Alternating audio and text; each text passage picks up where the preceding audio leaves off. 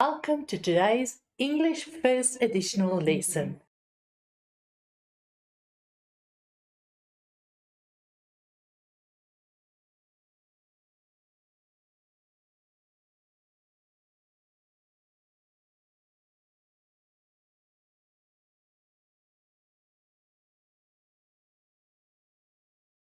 Seven four eight 8913. I hope you're ready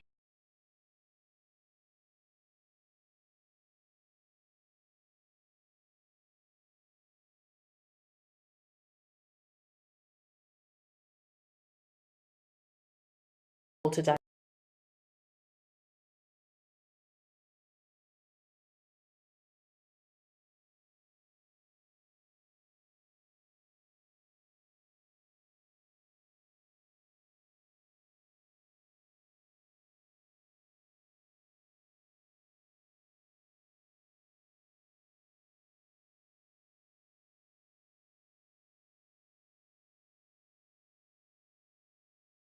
Focusing on verbal and visual clues. And most importantly, we will focus on humor. So let us begin. I know you know that visual literacy is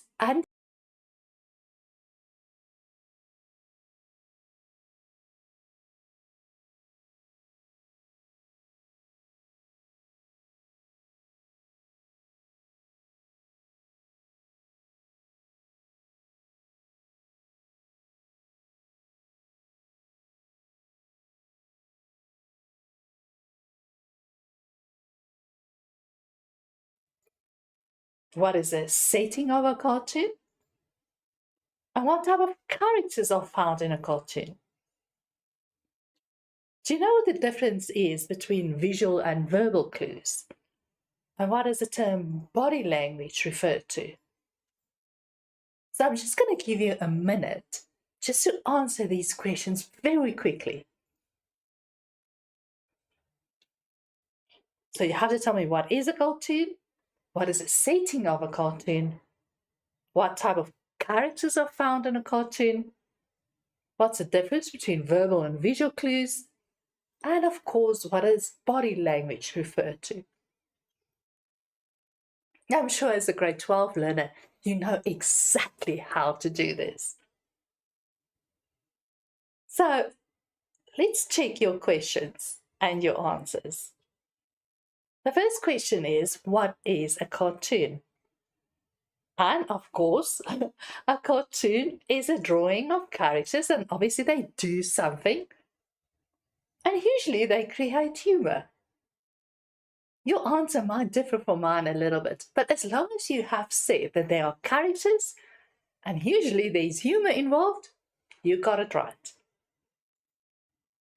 So the next question was, what is the setting of a cartoon?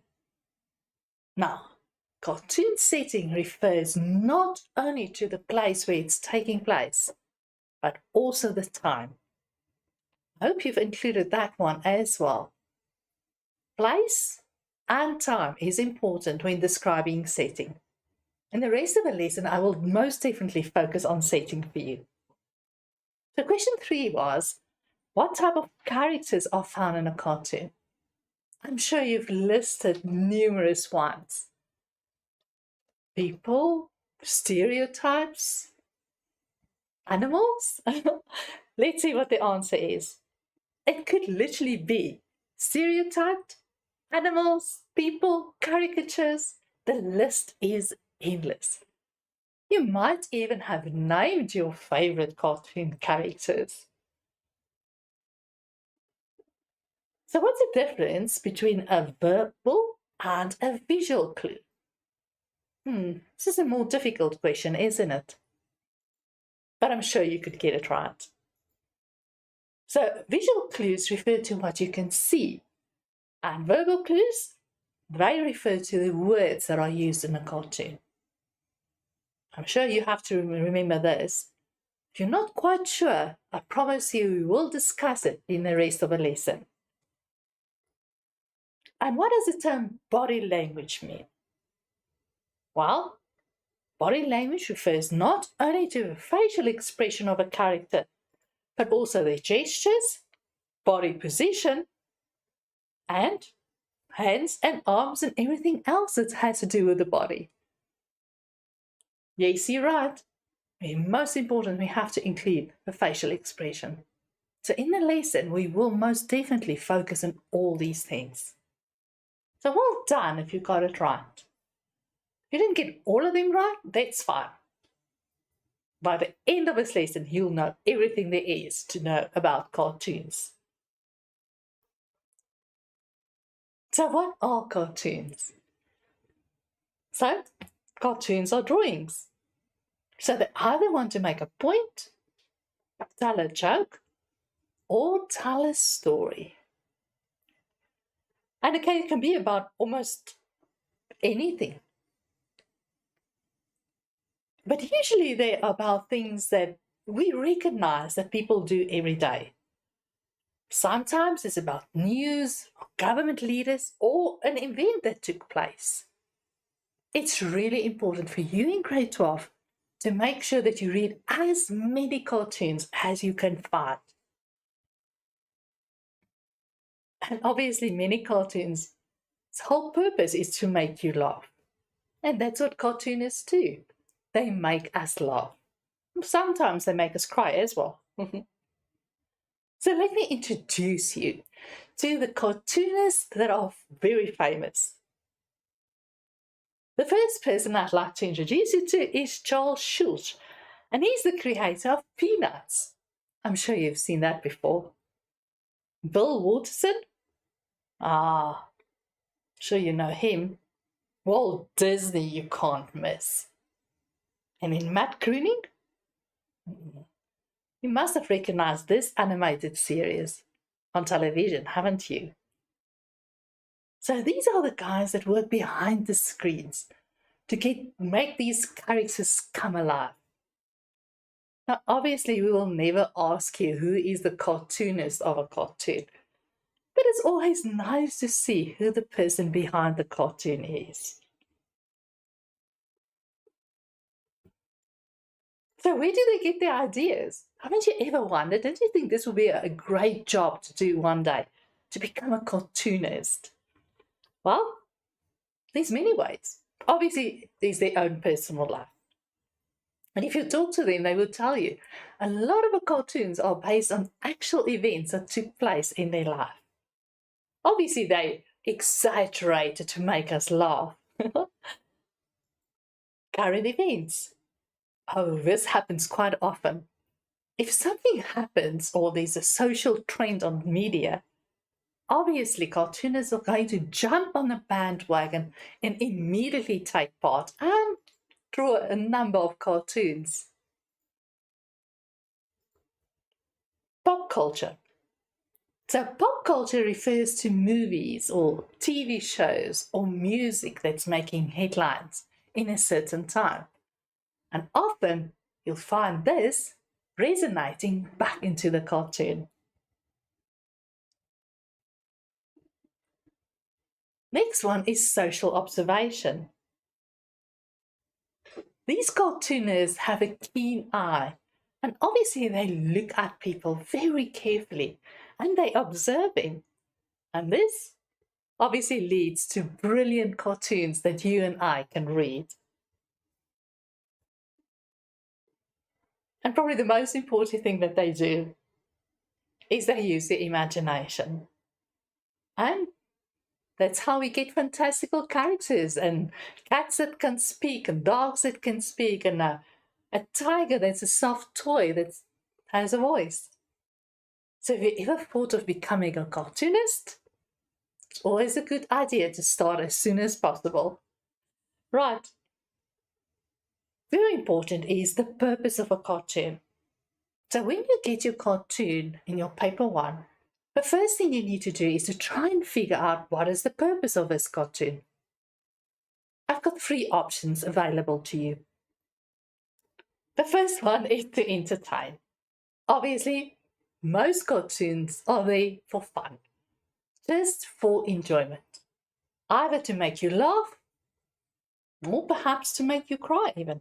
Definitely to make you think. Sometimes cartoons are made to give comment on something that's happening in the world at that moment.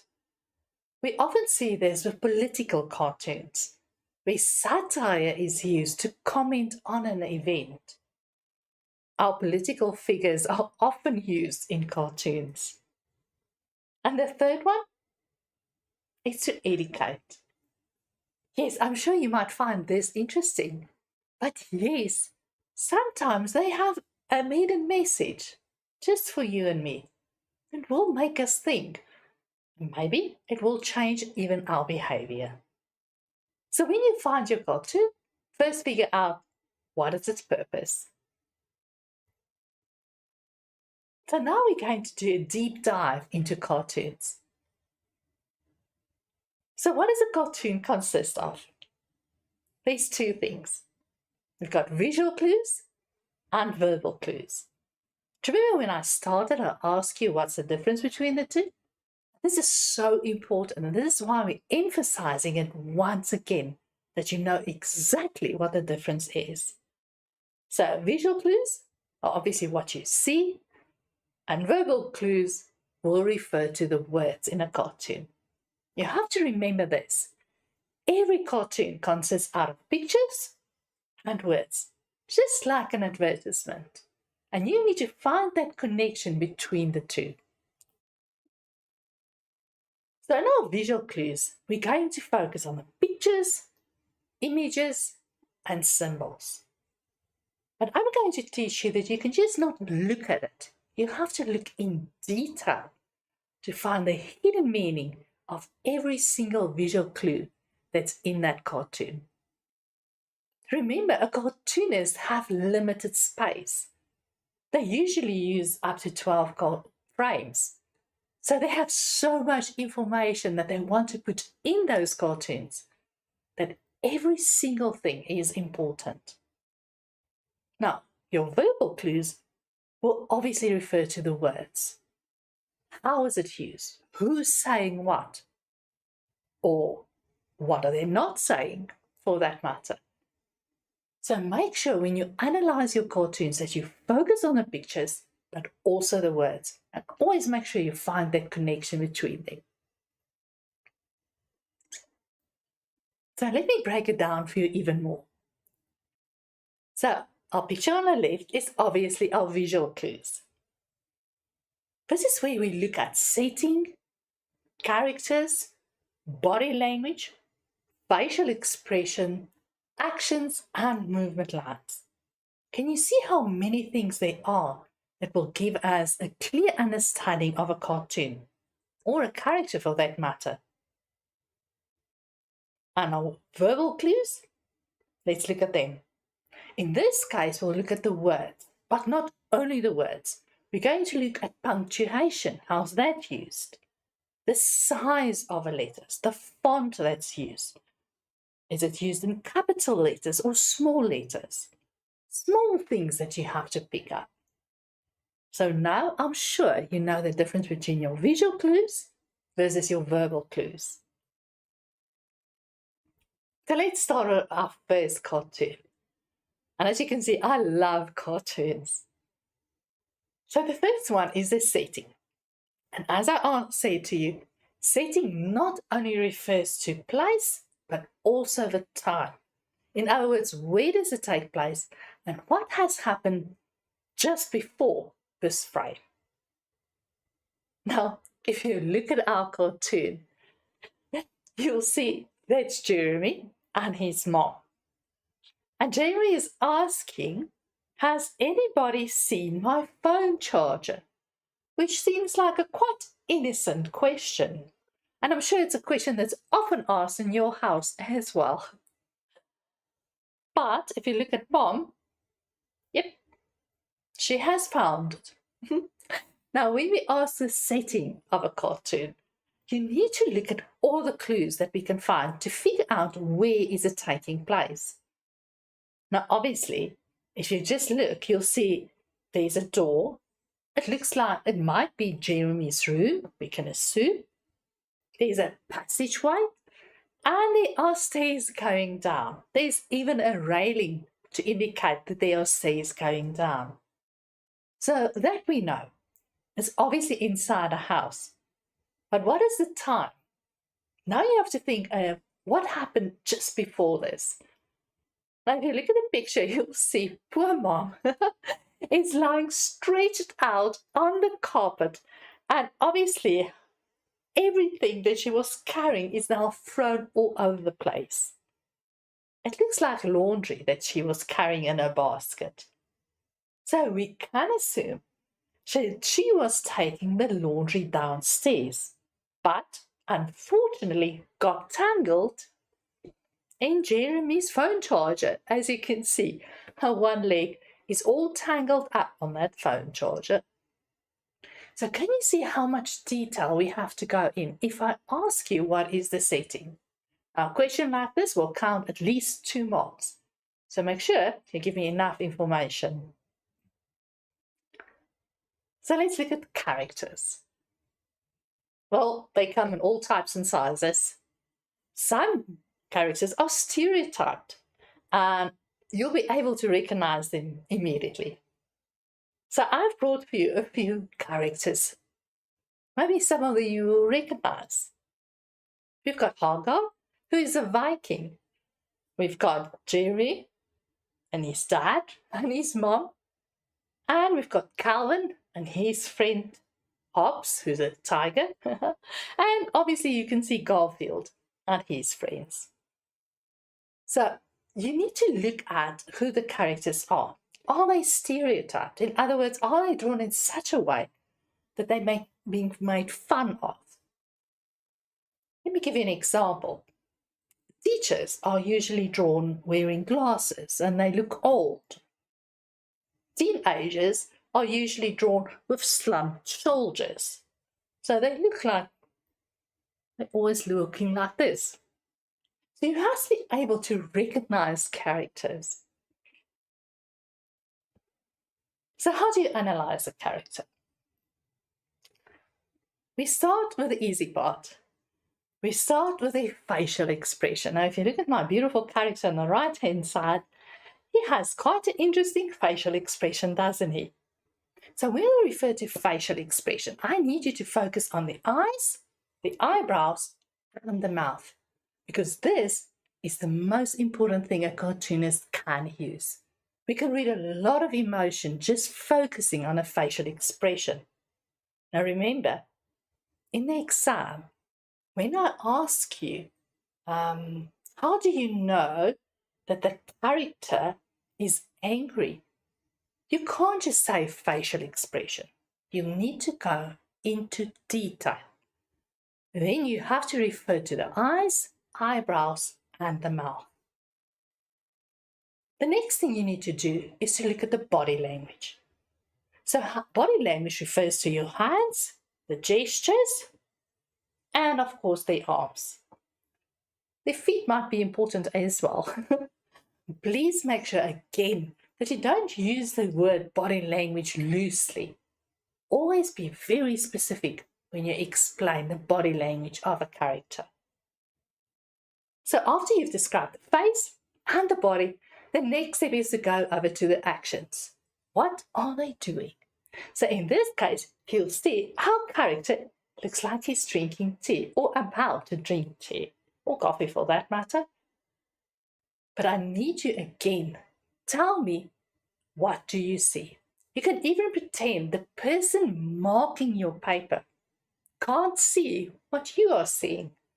And that's how much detail you'll have to go into.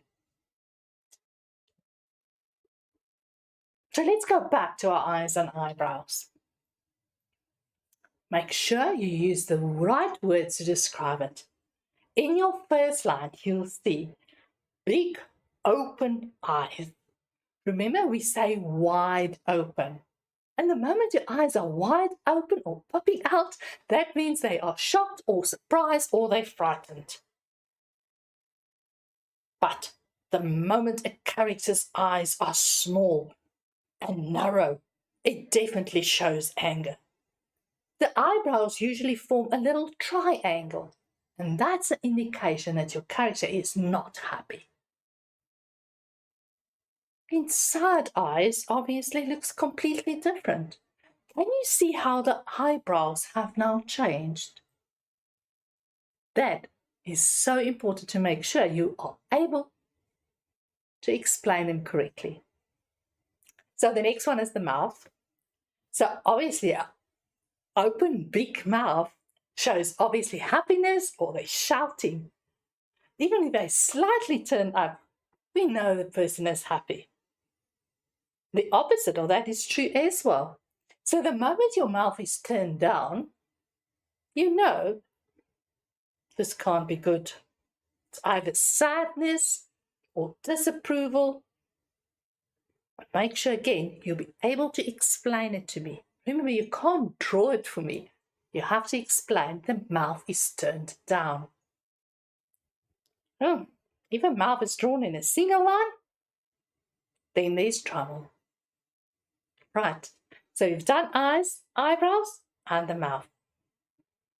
And these are your facial expressions. And I'm sure you can see Cohen, and you might even be recognizing yourself in some of those. The problem is, in the exam, I will ask you what emotion does the character portray using this facial expression. And that can be quite difficult sometimes, isn't it? Now, I want to make sure you know how to use this. On your screen, there's a little wheel. And if you look at the words inside the wheel, it says fear, sad, disgust, happy, surprise, and anger. And sometimes we get stuck on these words. Happy, sad, angry, surprised, afraid. And I think it would be a good idea if you are able to use other words to describe a facial expression. So in the outside circle, you will see better words or synonyms that I could have used. So instead of saying happy, I can say I'm optimistic or I'm joyful. And immediately you can see there's a change. Instead of just saying sad, you can say you're lonely. Or you might even feel guilty. For fear, you can say you are scared or insecure. And angry, mad or threatened. Why is this important? Because these are the words that you are going to use not only for your cartoons, but in your literature as well, when you are describing a character. And this is why it's so important. Even if you're using these words in your essay, you will be getting so much better marks. So always try to find a better word than just sad, mad, angry. Try to find something better. If you're not sure, Google them and learn them so that you'll be able to use them. So here's a little cartoon, and let's look at the body language. Remember, I said to you, body language is all about the hands and the arms, body position, and the gestures it's made. So now let's look what happens with Jeremy and his mom. Jeremy's mom says, "Jeremy, you're dripping water all over. Sorry, I needed a snack. Why didn't you dry off first? I'm not finished with my shower." Now, I wanted to focus on Jeremy's mom. Can you see her body language? She's bending down. Her arms are outstretched. She's looking down. Her eyes are wide open. Her mouth is wide open. In contrast to that, in the second frame, she's standing upright. Her one hand is over her eyes. Her other hand is in her side. She doesn't even want to see what Jeremy is doing. Can you see the difference? Now you might be asked, focus on the contrast. Look at Jeremy's body language. In the first frame, he's leaning backwards to speak to his mom. And in the second one, he already has a snack in his hand and he's eating. Our poor Jeremy's mom. So, this is a question we love to ask you in the exam, where you have to indicate the contrast between the body language between a character in frame 1 and frame 2, for instance. Now, let's see if you can do it. Identify the contrast in mom's body language between frame 1 and frame 2. So I'm just going to give you a few seconds to think about it. Remember, focus on what you see and describe what you see in detail. Remember, we have to focus on the contrast. So, in other words, the differences. So what I've done now is I've taken mom out of the cartoon so that you have a clear picture. So how does it work? You have to be quite specific. So we have to say, in frame 1, mom is bending down.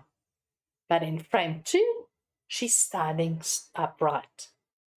Can you see that you have to focus on the things that are different? I can't say she's bending down in frame 1 and her arms are over her eyes in frame 2. We need to compare the same things with each other. Let me give you another example. In frame 1, her eyes are wide open. But in frame 2, her hand is covering her eyes. So obviously she can't see. Can you see the difference? So that is a contrast. The next one we're working at is in frame 1, her hands are outstretched and she's showing Jeremy that he's dripping water. In frame 2, where are her hands then? Well, one hand is over her eyes and the other one is at her side. This is really important for you to be able to see the difference. The contrast must be between the same things. So if you're talking about her eyes, you need to find the difference in the other frame. The same with her body position. She was bending down and she's upright. Her arms are outstretched and they've changed. But can you see how important it is to focus on the detail? Right. I'm sure you're going to do brilliantly in your exam paper. So now that we've looked at body language, a question that might jump up is, how would you describe mom's state of mind? Sure. And obviously in the exam, you will not only be asked to describe mom's state of mind, you will also have to give a reason for your answer. So how would you describe his state of mind? Now, state of mind is how she's feeling at that specific moment. So if you look at frame 1, how do you think she would be feeling here? What is her state of mind? Let's see. Yes, you're right. She is most definitely angry, irritated, or annoyed because Jerry is dripping water all over the place. Remember, our focus is here on how is she feeling. Now, can you see I gave you 3 synonyms that you could have used? Angry, irritated, or annoyed. Do you understand how this works? It's really easy. And as a reason, you can say, she's angry because Jeremy is dripping water and he went to fetch a snack even though he's not finishing showering yet. Of course she's going to be irritated and annoyed with him. Here's a hot tip. You're going to see these little red stars are going to jump up every time. This question also happens to take place when you are asked about literature. So when there's a literature question or you're doing your paper 2, there might be a question exactly the same as this one, where an extract is given, and we're going to refer you to a specific line, and then the question is, what is the state of mind of the character? And now you know. It's actually so easy. It is how that person is feeling at that moment. And remember, our wheel with all our emotions on it, that's exactly where you'll be able to use it. So remember, cartoons don't only work in isolation. Yes, the one is from paper one, but in your literature paper, you're going to get exactly the same question. So if you can understand how this works, you're going to get it absolutely perfectly right in your literature as well. Right. So let's talk about plot. And again, immediately I think you recognize, but this is part of literature. How can plot be part of a cartoon? Well, it's there. So let me remind you quickly how the plot triangle works. We have an exposition where something happens to give the events in motion. And then we've got our rising action. And then obviously everything works together to the climax. Then we've got our falling action again and our resolution. It's easy to remember. It's like a roller coaster. You start and you go up, there's a climax, and all the way down you go again. So how does it work in a cartoon? Exactly the same way it works in your literature book. There's a plot. Something is happening in a cartoon. Obviously, in a drama or in a short story, in a novel, things take a little bit longer to happen. In a cartoon, it's going to happen quite fast. So you need to figure out what is happening in your cartoon. Do you remember? As I said, the same thing is asked in literature. Look at the following cartoon. We've got John and Garfield. So John is cough, cough. Garfield, I was choking on a peanut and you just sat there. We have peanuts? Right. So what's happening in this cartoon? Obviously, John is choking. But how do you know he's choking? Well, let's focus on it. If you look at John in frame one, you will see his hand is around his neck, indicating that something is going wrong. There are little movement lines on the side of his head to obviously indicate that he's trying to move around.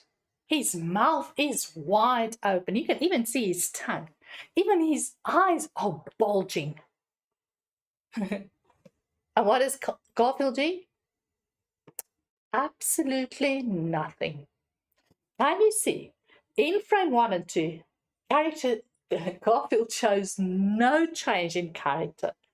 There's no change in his facial expression. It's only when you reach frame three, when he thinks about the fact that they have peanuts, that his whole facial expression changes. His eyes are big, he's got a smile on his face. And yes, I'm sure you've recognized the little thought bubble there.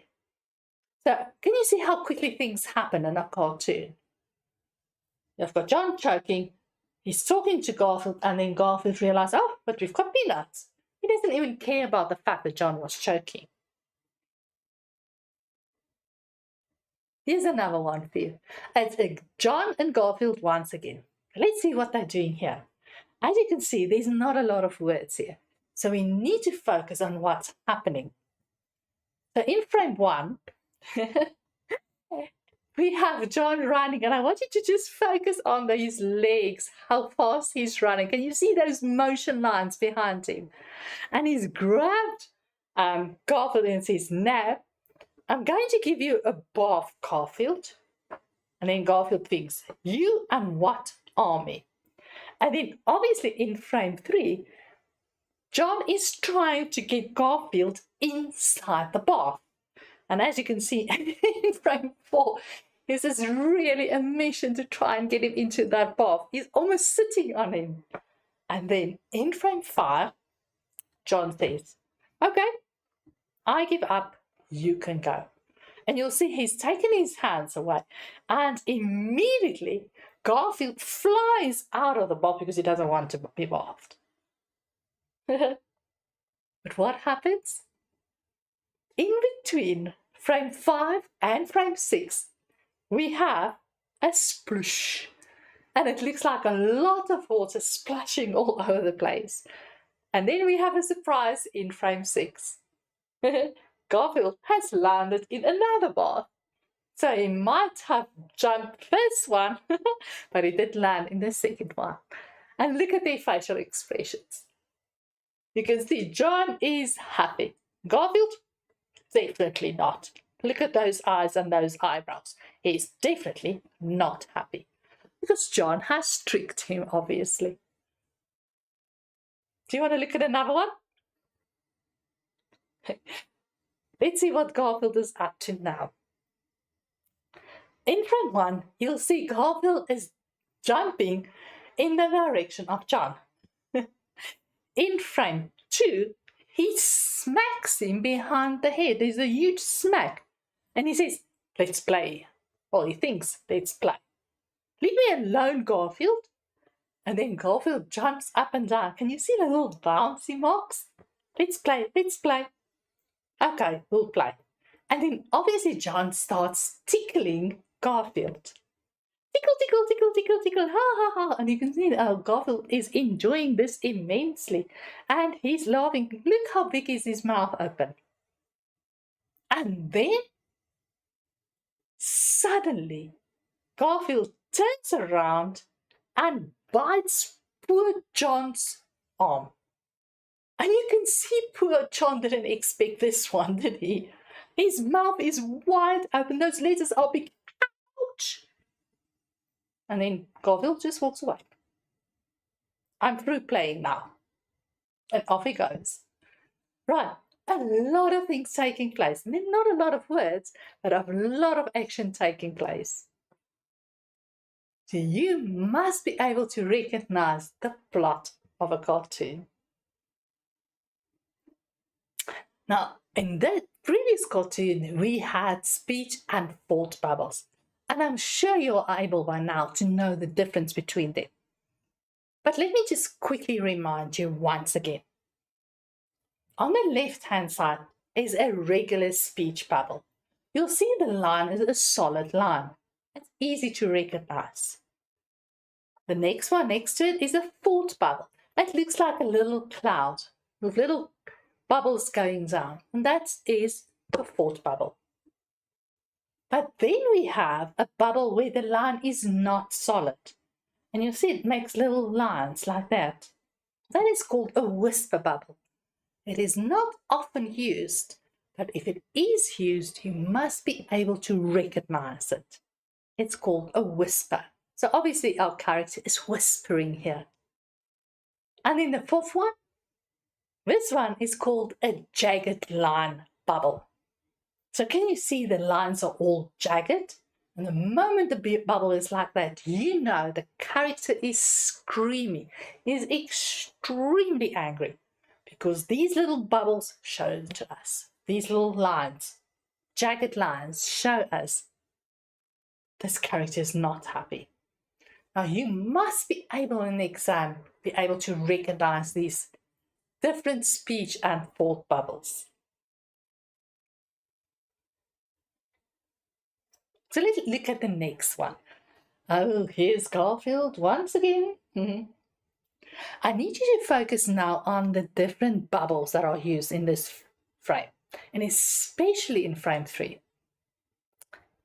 So we've got a lady cat who's sitting there and she says, do you ever think about our future together, Garfield? Nope. No. I'm too busy enjoying the time together right now. Brr. Oh, isn't that sweet? Do you remember when I started this lesson, I said to you, some cartoons are there to educate us. Here's a message for you. Maybe we should stop thinking about what tomorrow is bringing and just focus on what's happening today. So, but let's go back to our bubbles. You will see now in frame 1 and frame 2, thought bubbles are used. So obviously Garfield and his lady friend are thinking these things. But in frame 3 we have thought bubbles, but we also have a speech bubble. And the speech bubble says purr. So why did the cartoonist decide to use it like that? It's actually quite easy. The purr is the sound that the cats make. And that's why it will be the speech bubble, if it makes sense to you. And they were obviously talking to each other, using their thoughts. But the purr is the actual sound we will hear when they speak. How clever is that, huh? So clever. I need you to just focus on something for me that's quite interesting here. In this case, you'll see both Garfield and his lady friend is colored in solid black. So we've got this big moon, and they're obviously sitting on a fence, something, and they're looking at them. Just want to keep this in mind, because somewhere we're going to refer again back to this use of what we call when it's just the characters just blackened out. Okay. Obviously, the focus is then on the words. Can you see the difference in bubbles here? That's why it's so important. Now, another tool that a cartoonist love to use is what we call onomatopoeia. And onomatopoeia is, of course, the imitation of sound.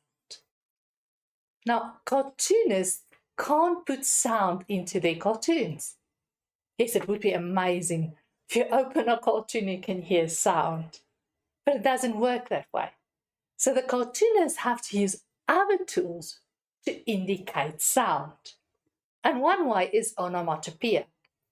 So if you are doing poetry or any literature set work for that matter, writers also use onomatopoeia in their work. You must be able to recognize it. And here's another example. Now we have Jeremy again. So look carefully at this one. In frame 1, Jeremy's dad is busy typing. As you can see, he's on his phone. And Jeremy is driving a big truck. And you will see the little words that are written there. Rumble, rumble. Now, rumble, rumble is obviously the sound the truck is making. Rumble, rumble. And then what happens next in frame 2? The next moment, it seems like there's a mechanical arm that comes out and grabs Jeremy's dad and makes ka-chink. Can you see that? And then in frame 3, Jeremy's dad is literally thrown upside down. It looks like he's shaken a little bit so that all the money falls out. And then in the last frame, Jeremy's dad says to his mom, teenagers are expensive. And his mom said, thanks for the bulletin. So this is almost like a metaphor, isn't it? Can you recognize this? Jeremy is pretending to use a truck to get the money literally out of his dad. He's literally taking his dad, shaking him so that he can get all the money. But I want you to focus on the words that have been used. The rumble, rumble, chink. Now you'll see the rumble, rumble is small, written small, because he was still a while ago. And then the whir is obviously when that mechanical arm comes out. And then the chunk is a loud sound. Because can you see how big, bold letters it's written? Exclamation mark. Can you see? We can literally hear the sound just by reading them. It's brilliant, isn't it? Okay, so let's see. Here's some more sound effects for you. And I'm sure whenever you're watching cartoons on television as well, you might have seen these ones. Wham, boom, splash, pow, crash, zap. Right. Now, do you remember the one with Garfield and John trying to bath him? Do you remember in between we have the sploosh? So not a splash, a sploosh.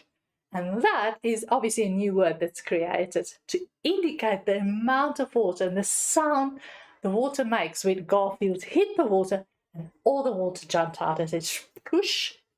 You can literally hear it in your mind. Hey? Just it's something interesting because there is a gap between the two frames and something's placed inside. That shows you there's been a time lapse. It's almost when you're reading your novel or your drama and there's a white piece. That shows a time lapse. It's the same with a cartoon. If something, one frame to another, means the little piece of white in between means there's a time gap. Right. Here's another one of Garfield. And he does ka-ching, ka-ching, ka-ching, ka-chung. And, oh, shame, yes. Do you remember the cartoon where Mom fell over Jeremy's phone charger? Which one of these sound effects do you think will fit brilliantly when she literally crashes down, almost down the stairs? Which one do you think? Well, either wham or crash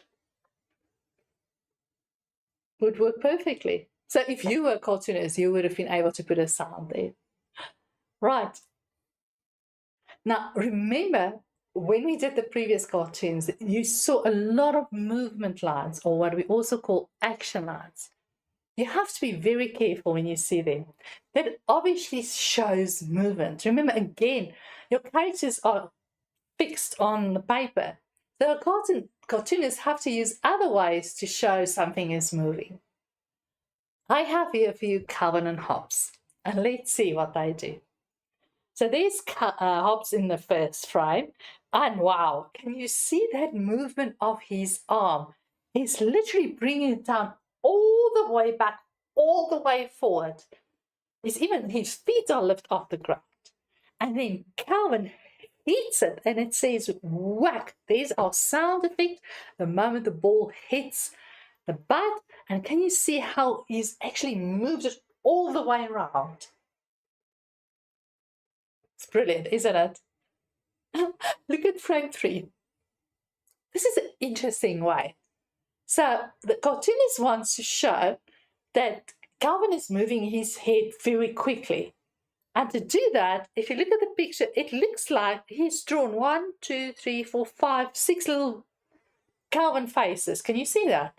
There's so many little faces. It looks like it's going like this the whole time. And we've got a lot of question marks in the air. And then Calvin is not happy. Can you see our jagged edge speech bubble there? Tell me this isn't a spitball. Eyes are wide, eyes are small, mouth is wide open. Right. Focus here is on movement or action lines. I hope you're enjoying this because I'm enjoying this so much. But it's so important for you to focus on the small detail that cartoonists put in. Let's see what our next one is. Now, the next one that they use is punctuation.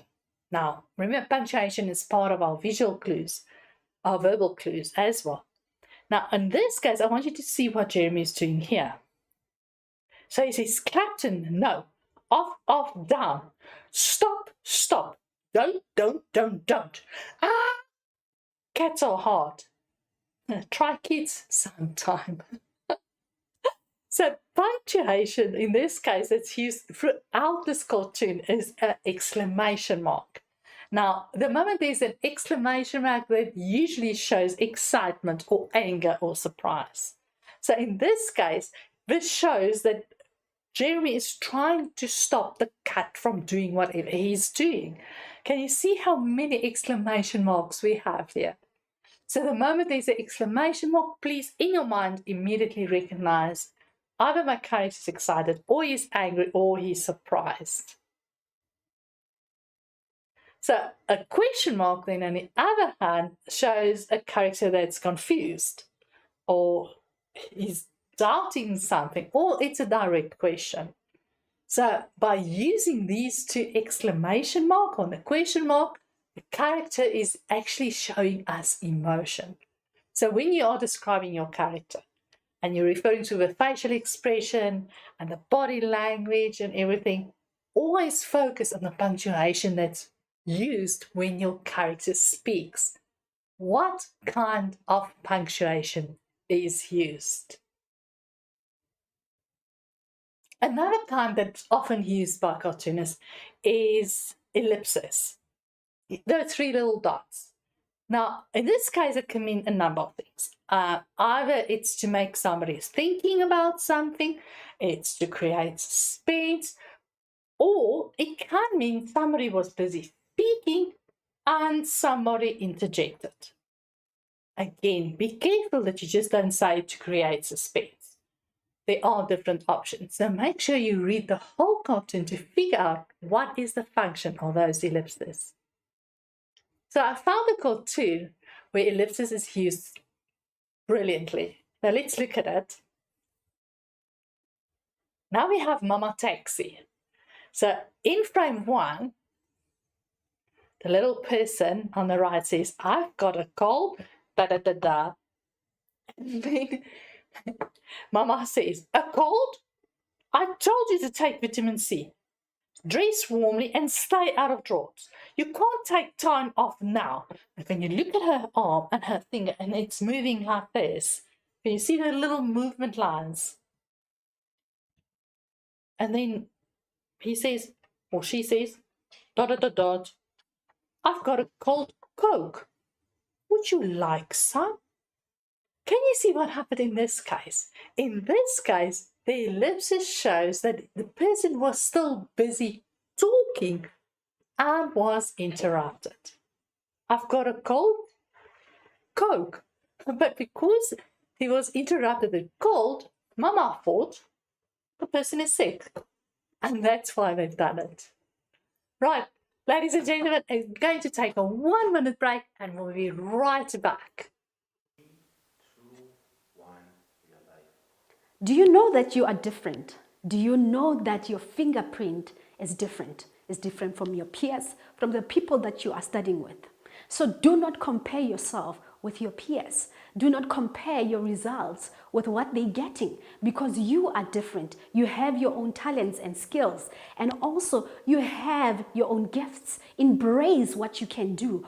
Always put in the work to make sure that your results become better than what they were yesterday. But do not compare yourself, because when you compare yourself, you do not know what another person has and they do not have what you have.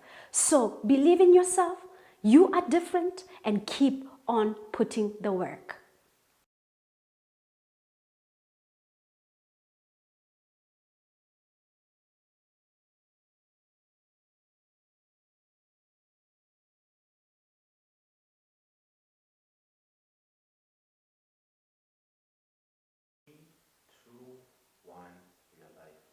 Do you know that you are different?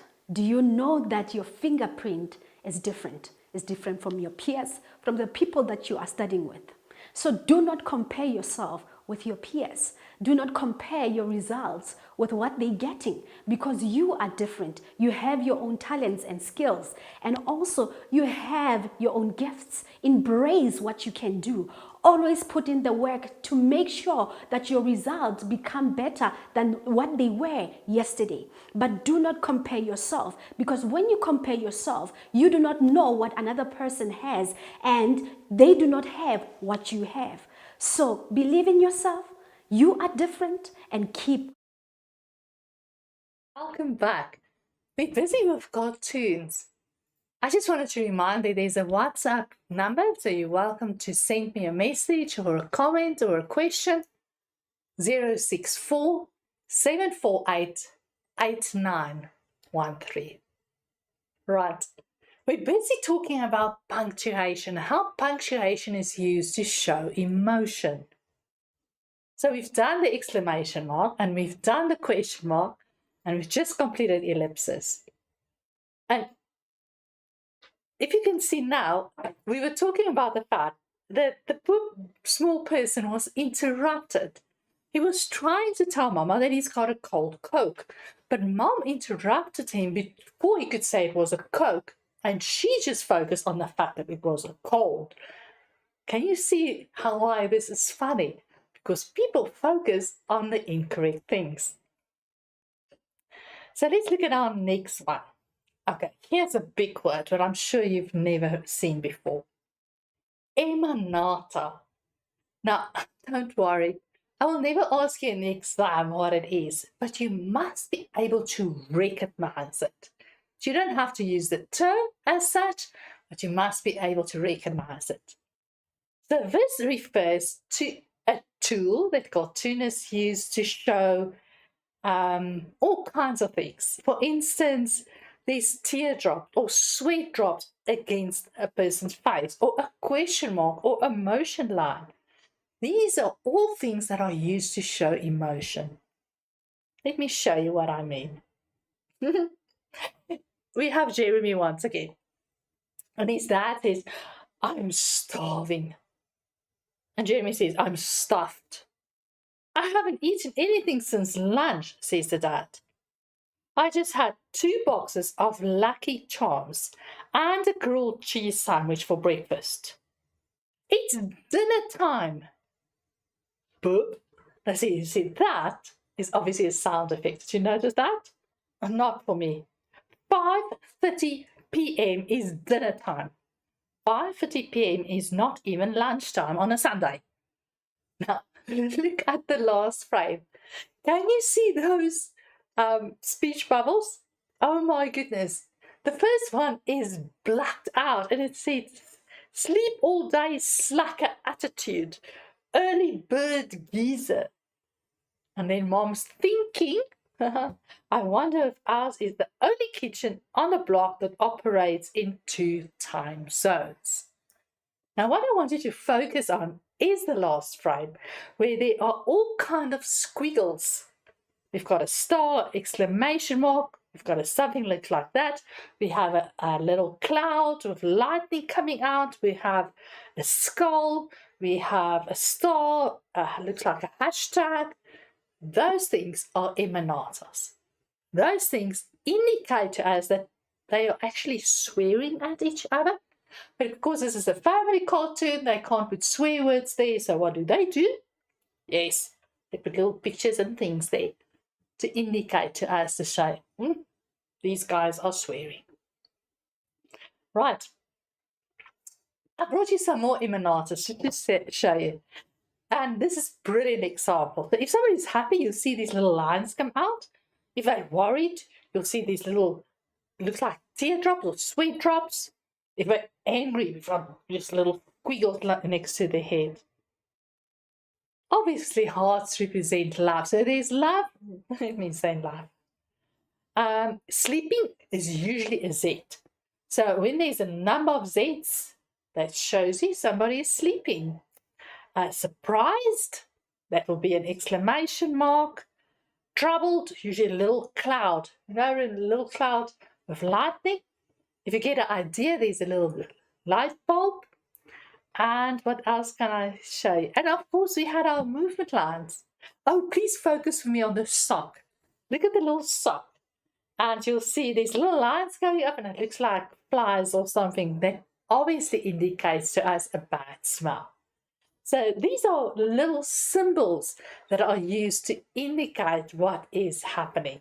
And this is so important. Once again, to recognize what's happening and how is your character feeling at that moment. Now, there's other techniques that cartoonists also use, and I really want to show you a few.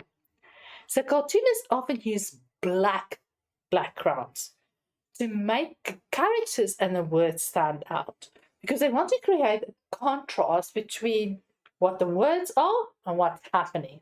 So it literally forces us to focus on something very specific. Now, if you look at this one with Calvin Calvin is standing outside, obviously, and he's looking at the stars, and it's very dark, you can see. And then he screams, and you can see how big his words are. I am significant! Exclamation mark, huge! And he looks up again. And then he says, screamed the dust speck. If you're standing outside and you're looking at the stars, I really think you do feel like a little dust speck in comparison to the big galaxy up there. And this is exactly how Calvin is feeling right here. And this is why he's screaming, I am significant. But the thing is, what I need you to notice here is that we have to focus on his words because it stands out against the black background. So this is something a cartoonist used. So if we ask you in the exam, why did he do this? It's obvious for us to focus on the actions of a character and, of course, on the words. Let me show you another way. Look at this one. So it's Calvin again. Calvin is always in trouble. Susie, can I copy your paper?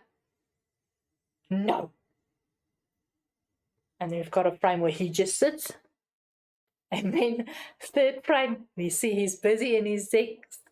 And he takes out what we call a periscope. That's a periscope. That's what you use when you're underneath the water and you want to see what's outside. That's what you use as a periscope. And obviously, Calvin is trying to look onto Susie's paper to copy from her. Now, my focus is here on frame 2.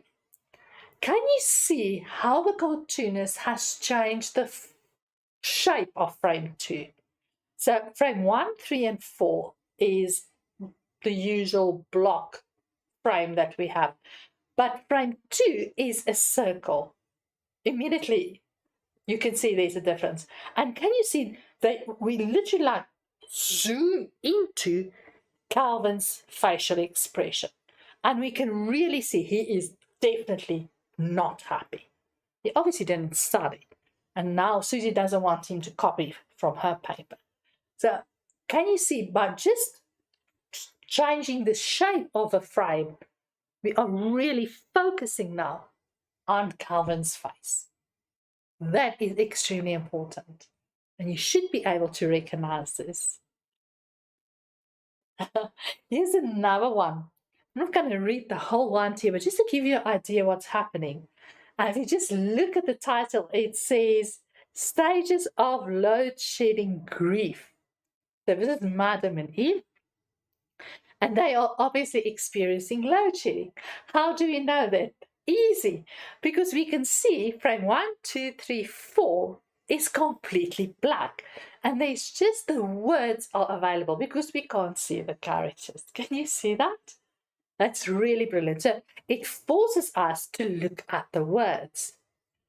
And then from frame 5, 6, and 8 and 9, it's a little bit less dark because now we're focusing on characters as well. So they're giving us a little bit of clues what's happening here.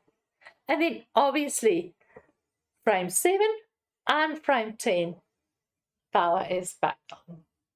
It's brilliant, isn't it? So the whole message is incorporated with the visuals by using black, white, and grey, for that matter. So whenever a cartoonist does this, you need to focus on trying to figure out where do they want you to go? Where is the focus that they want to do? This is very funny. Yes, and we are experiencing load shedding grief. And as you can see, there's all the stages of grief: shock, disbelief, denial, anger, bargaining, guilt, depression, hope, acceptance, and buying a. And again, we have all those little squiggles generated, all incorporated in one. Now, imagine this was in your exam paper. Can you see how much you had to figure out? Because you had to figure out where they are, what are they doing, why the focus on the words only, and obviously exactly what are the stages of load shedding grief. So now we're getting to a more difficult question.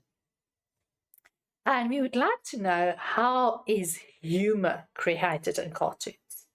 And I know for you, it might be quite difficult sometimes because you might feel the cartoon is not funny. So, how would I know how humor is created if I don't find it funny? Now, remember, a cartoon doesn't always have to be ha ha ha ha ha funny. Sometimes it's just a little bit funny. Sometimes it's funny, but it hurts because it's too close to home. So let's look at the ways that cartoonists use to create humor. If you're able to recognize this, then it's really easy. There are four I would like to play with: irony, play with words, satire, and anticlimax. If you can recognize either one of these in a cartoon, you've got it made. So irony is probably the easiest one. And this is the one that's used most of all in cartoons. So this is when a person says something or does something that is completely different from what we expected them to say or do. Now, in the exam, when you answer an irony question, and even in literature, please remember, we need to have the word but or however. We expected this, but this happened. So irony is really easy. Playing with words means a word has different meanings. And because it has different meanings, people will have a misunderstanding because they get confused. Do you remember the cartoon about Mama and the cold Coke? But she focused on a cold, which means completely different from a cold Coke. That is a play with words. Satire is when we make fun of people. But in this case, it's usually making fun of something that's actually quite serious. So we laugh, but we think we should not laugh. An anticlimax is when, remember our plot, when something works up to this climax, but instead of this climax that we think should happen, it's disappointing. And we call that an anticlimax. But I'll show you how. As I said, remember all of this is a hot tip because the same question is asked in literature as well. Very, very important. Now, let's look at this one. It's Garfield again. Yuck, a spider, he's thinking. And you can see a little spider running. This bug spray can also do the trick. And what does he do in frame 3? Clong, clong, clong, clong. So we expect Garfield to use the bug spray to spray the spider. Psh! But he uses the can as a weapon to kill the spider. See, that is irony. We expected one thing and Garfield did completely something different. Oh, in the end it worked. Right, let's look at the next one. So we can ask you in the exam, how do the verbal and the visual clues show irony? Ooh, this is a tough one. So unpack the question. We're looking for verbal and visual clues and how they are used to show irony. So you can't only focus on the irony part, but you have to show me referring to the words and the pictures. Now let's look at our cartoon. Mom, in the kitchen. Mom, in the kitchen. Mom, in the kitchen. And then the guy says, does she always yell like that? Constantly. I do not. I love this. So let's look at the verbal clues. What do we have?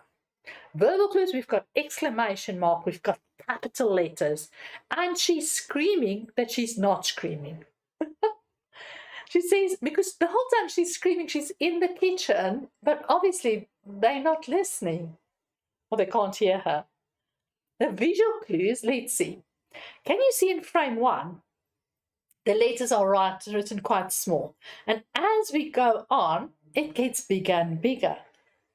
Mom's mouth is wide open. It starts quite small and it gets wider and wider and wider open.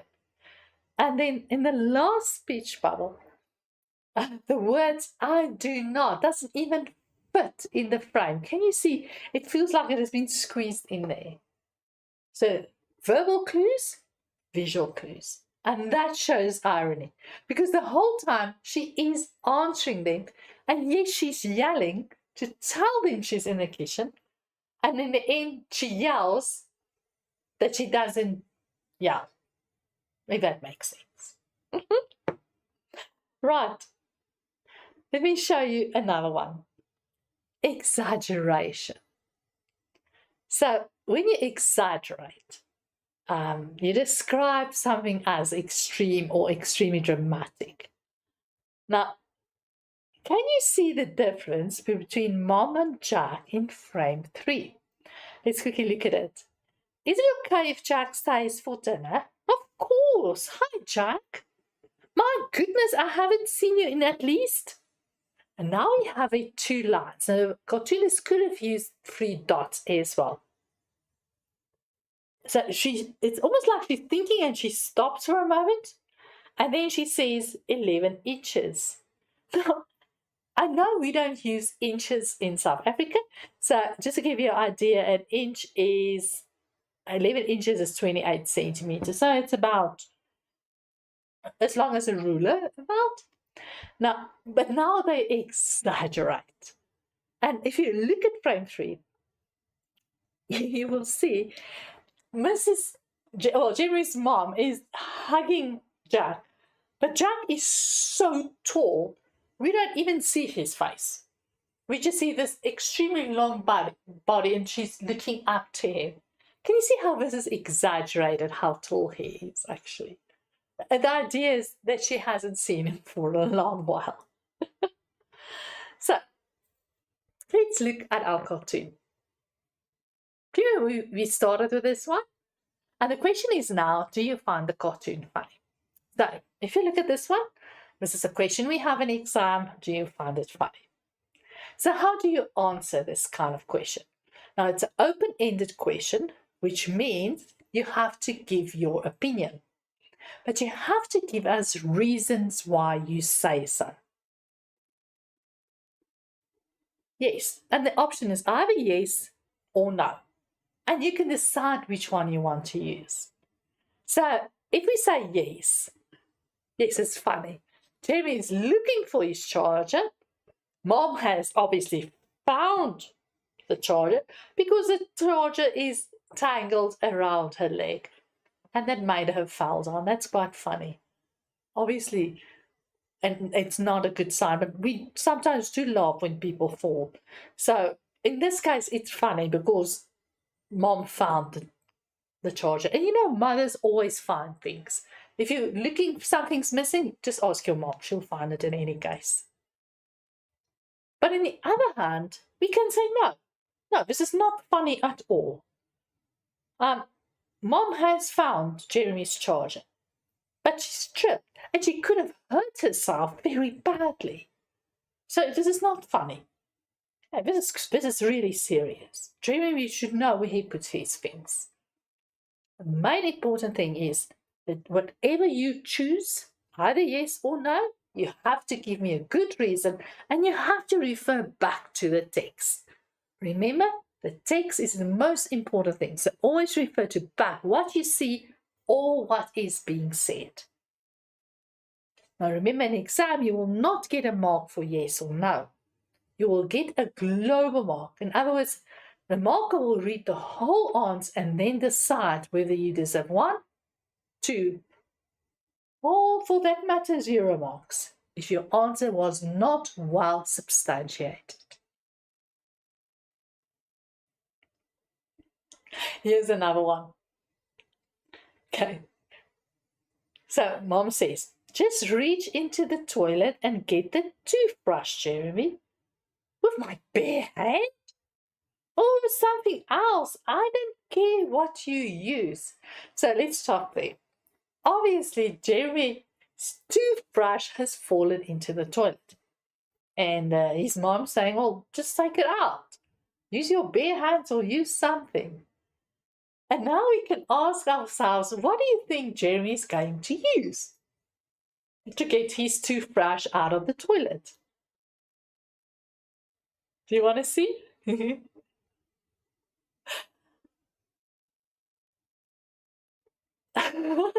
Can you see what he uses? He uses his mom's hands to get the toothbrush out of a toilet. I am sure you didn't expect this, did you? Definitely not. And this makes it so funny, doesn't it? Because she said he could use anything. She doesn't care. So if he's going to use her hand, why not? Right. So, did you expect that to happen? Definitely not. I'm sure you didn't expect it. That's the whole cartoon. So, this is irony, obviously. We expect Jeremy to find something to go and to use a brush or an object to find the toothbrush, not his mom's hand. But can you see there's my but? And but is obviously indicating for me there's a contrast. Remember when you do irony, there must be a but. Poor mom. And again, remember this part of literature as well. When you do an irony question in literature, there must be a but. An irony question in literature counts 2 marks. And it's either 2 marks or 0. They don't split it. So either you get it right or you don't. But I'm sure you'll get it right now. So here's an example of an anticlimax. Remember we said if you expect something to happen, but then it doesn't happen. So was it Hagar? The horrible, he's a Viking. I've survived war, plague, poverty, pestilence, floods, earthquakes, and dragons. And can you see dragons is emphasized, bold, big letters, 3 exclamation marks. But I finally met my match. I can't take it anymore. Can you see the little sweat drops on his side? And then we have sob. Sob is obviously the sun. He sobs. It's cruel. It's inhuman. I'm a tough Viking, but I've had enough. And look at his little fists going and these little lines to show emotion. I want to go home. And then his wife says, quiet. Remember, Christmas shopping comes back once a year. So Hagar is saying he can survive anything, even dragons, pestilence, floods, poverty, the whole works. But Christmas shopping, that's the worst. Can't do that. Can you see? Again, we could have said this is irony because we expect Hagar, who is a mighty Viking, to be able to handle anything, but it seems he can't handle Christmas shopping. But it's also anticlimax because we expected something really important to take place here, not just Christmas shopping. Okay, so do you know now how to analyze a cartoon? I'm sure you have learned so much. And I mean, we focused on so many things. So I hope you're ready. Are you ready? I'm sure you are. Let's see. So I'm going to give you a few questions and we're going to see whether you are able to fill in the answers. So my first one is setting refers to something and something. What are the 2 words I'm looking for here? Did you get it right? Place and time. Well done. Well done. So, how do you know when and where this cartoon is taking place? So, here's your cartoon. Do you want to read it quickly? I'll read it to you. It says, "My report is on bats." Dusk. With a creepy, tingling sensation, you hear the fluttering of leathery wings.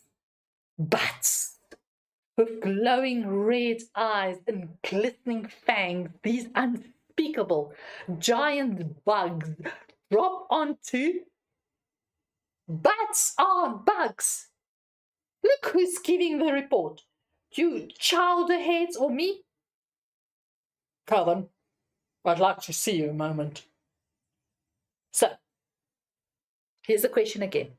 How do you know when and where this cartoon is taking place? Yes, it's easy, isn't it? So, obviously, it's in a classroom. How do we know that? We see a blackboard behind Calvin. We see, it looks like a dustbin. We see one of those things that you can sharpen your pencil with. And in frame 3, we can actually see desks. Learners are sitting at the desks. So that is the place where it's taking place. But what is the time? Now, remember, time doesn't refer to time. It refers to what happened or what is about to happen. So obviously, Calvin is about to give his speech. That is the time. The moment just before Calvin is ready to give his speech. I say, well done. Plot. Now remember, plot, we said a lot of things can happen, just like in literature. Do you think if you take that little cartoon and you break it up, where do you think is the climax of that cartoon? Let me go back to you. If you look at it quickly, what do you think is the climax of this cartoon? Where does it start and where's your climax? Let me show you. So obviously it starts where he is getting everybody's attention. Then we've got rising action because now he starts to read his report. Am I right? And it builds up, and this is where the class then says to him, but bats aren't bugs. And then this is where the climax is. This is when he starts screaming at them and calling them chowderheads. And your falling action, you're absolutely right. When we hear a voice from whoever's speaking saying, Calvin, I'd like to see you a moment. Right, can you see how I could break it down? Now you can literally do this with any cartoon. Break it up in little pieces. It's brilliant, isn't it? Right. Now, remember we did contrast. Now let's do this again. Can you see the contrast in body language? Aha, did you notice my spelling mistake? If you did, well done. I did it there on purpose. Remember, you have to be awake because in paper 1, question 5, you need to pick up on spelling mistakes. So if you picked up on that one, you got it. So let's go back to our question. Can you see the contrast in body language between frame 1 and frame 4? Now remember what we said here. When you do a contrast, there must be a clear indication of what is in contrast with each other. Let me help you a little bit. There is 2 pictures. Can you see it? So when you have a question like this, really narrow, zoom in on frame 1 and zoom in on frame 4. In frame 1, eyes are small. They are closed. Frame 4, eyes are big and open wide. In frame 1, his hand is in front of his mouth. In frame 4, his mouth is wide open. Can you see that? Let me just go back for you. In frame 1, he's holding his paper. He's standing nice and upright. But in frame 4, his one hand is a fist and the other hand he's holding his paper there. Can you see how you need to show me the contrast? Focus on the eyes, focus on the mouth, focus on the hands or the body language. But remember, you can't say body language. You have to be specific. Am I right? Well done.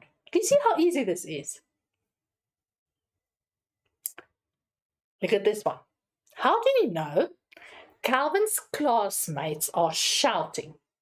Refer to the visual and the verbal clues. Aha. So we're looking at this frame and we want to know, how do we know they're shouting? Look at the verbal and the visual clues. Can you do this? Yes, I'm sure you can. Let's quickly look. So visual, their mouths are wide open. Can you see that? It's huge. It's wide open. Be careful. You can't say wild open. It's wide open. We have big capital letters. Can you see that? I can see these capital letters. And I can say there's a big font that's being used. And for my verbal clues, I can say there are 2 exclamation marks that are used. Can you see how easy that is? Now, can I give you a tip? If you're not quite sure which ones are the visual and which ones are the verbal, make sure you've written down what you think is a visual and what is a verbal. Remember, when we started, we said capital letters and big font actually fits under our verbal clues. But because we can see them here, we're putting them under the visual clues. Please make sure that you are able to recognize a visual clue and a verbal clue. Well done. See how easy this is. Look at frame number 4. Why is the cartoonist using an exclamation mark and a question mark? Remember we talked about this? Emanata? Can you remember? Do you know? Calvin is asking a question here. That's why we first have the question mark. But he is screaming the question. And that's why there's an exclamation. Very important. So if you see this combination, always the character is asking a question, but he's screaming the question. Now, again, we get to a little bit of a high order question. Do you think it's fair for Calvin to call his classmates chowderheads? Discuss your answer. So a chowderhead is someone who's stupid. So Calvin says, look, who's giving the report? You chowderheads or me? So he's calling his friends or his classmates chowderheads, stupid people. And we want to know, do you think it's fair? Now remember, when you have a question like this, you're going to use a yes or no and use your peel method. So first decide with you whether you agree or disagree. Then, what evidence from the cartoon are you going to use to prove what you say? And remember, you have to explain to us why you agree or disagree. This is really important. So, here's a possible answer. Yes, Calvin couldn't call his classmates chowderheads. He's very serious. And they interrupted him. He didn't even give it a chance to explain himself. So they were stupid. They were rude. But we can also say, no, you can't just call somebody stupid. A childhead is someone that's dumb. You can't do that. It's not good manners. So even though they interrupted him, it's still not good manners to call somebody stupid. It will hurt their feelings. Right. So I'm sure today you've reached your step where you can say, yes, I can do cartoons. It is so easy, isn't it? So here's your cartoon once again. And all the steps we did, I need you to unpack that. Sit and as homework, go through that and think of all the possible questions we could have asked you. Let me just remind you again. Look at the purpose of a cartoon, your verbal visual clues, your characters, tools, setting and plot, and the humor.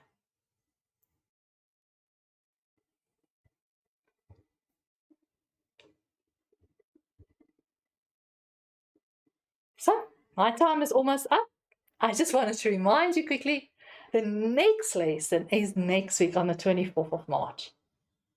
And you can't miss this one. This is going to be about literature, Cry the Beloved Country. So if you are doing the novel Cry the Beloved Country, please make sure that you log in. I'm sure you're going to learn as much.